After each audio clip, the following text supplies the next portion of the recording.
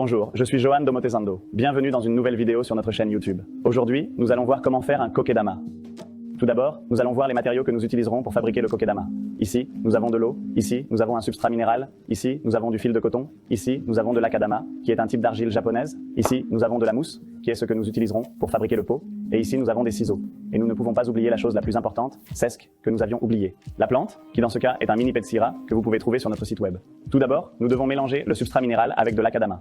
Ce que fait l'akadama, c'est retenir à la fois l'humidité et les nutriments. Si nous fabriquions une boule uniquement avec un substrat minéral, avec le temps, ce qui se passerait est qu'elle deviendrait une pierre dure, comme lorsque le chou a été fabriqué sur des coléoptères sourds.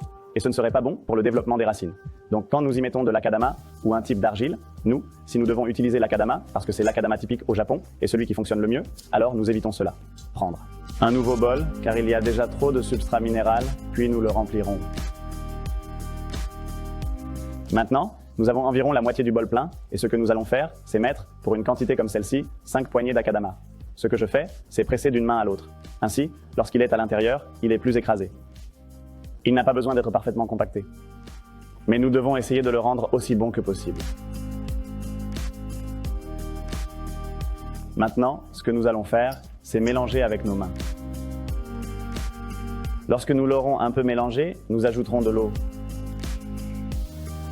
Il n'y a pas de quantité exacte, mais il faut essayer de créer une pâte homogène, comme si on faisait du pain par exemple. Mélangeons et voyons comment sont les niveaux. Nous continuons à mélanger.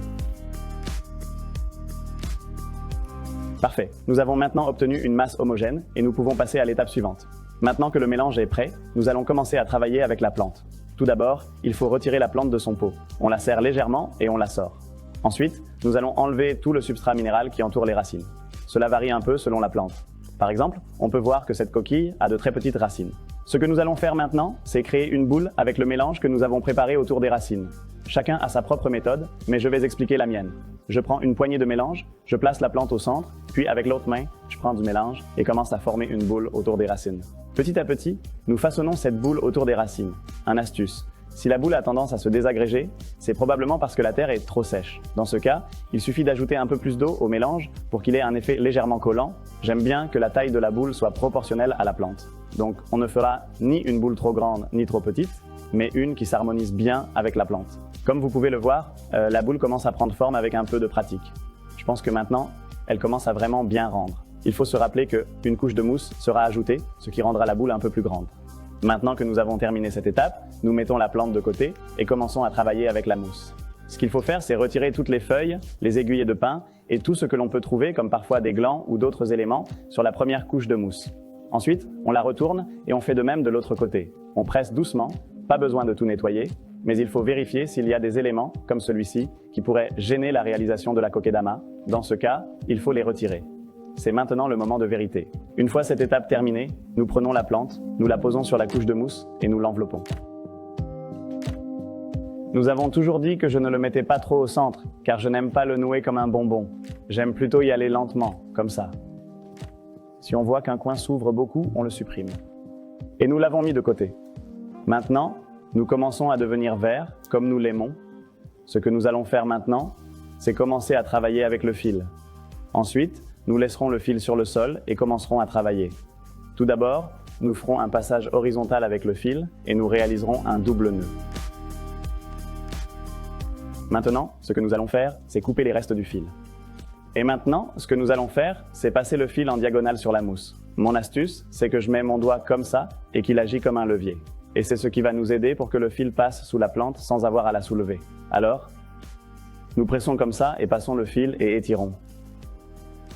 Tirons un peu et maintenant, comme on peut le voir, je passe ici sans étouffer la plante et sans qu'elle ne colle mal. Faisons-le, faisons-en un. Nous passons en dessous et tournons tout en nous étirant.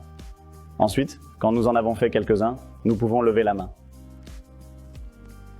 Maintenant, faisons-en un peu plus. Et enfin, nous le ferons dans ce coin, qui est l'un des plus éloignés. Nous prenons la plante et voyons qu'elle commence à tenir un peu. Et maintenant, nous allons faire la même chose. En diagonale, nous irons du haut à droite vers le bas à gauche. Il faut essayer de serrer le plus possible sans que le fil casse. Très bien, nous voyons que cela commence à être assez bon. Et maintenant, ce que nous devons faire, c'est faire en sorte que la plante tienne en lui donnant le moins de tours possible afin que la mousse verte soit plus visible. Je pense que maintenant, ça commence à avoir l'air plutôt cool. On voit qu'il a une forme ronde et qu'il tient assez bien. Ensuite, je ferai un tour. Je vais faire une autre passe et je vais en faire un autre. Et je pense que maintenant, nous pourrions couper. Très bien, ce que nous allons faire maintenant, c'est attacher le dernier fil à l'un des premiers passages de fil. Il n'est pas nécessaire que ce soit le premier, comme les ateliers me le demandent souvent, mais l'un des premiers pour qu'il soit bien fixé.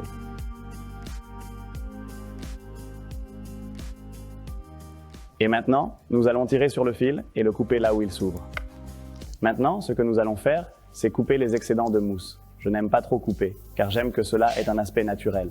Surtout près du tronc, car ainsi le kokedama paraîtra plus rond. Nous allons couper un peu plus. Et maintenant, c'est vraiment très cool. Et c'est ainsi que nous fabriquons nos kokedamas. Merci beaucoup d'avoir regardé cette vidéo. Nous espérons qu'elle vous a plu. Si vous souhaitez voir du contenu similaire, vous pouvez nous suivre sur Omote Sandoplants. Nous sommes sur YouTube, TikTok, Instagram, Pinterest, Facebook, partout.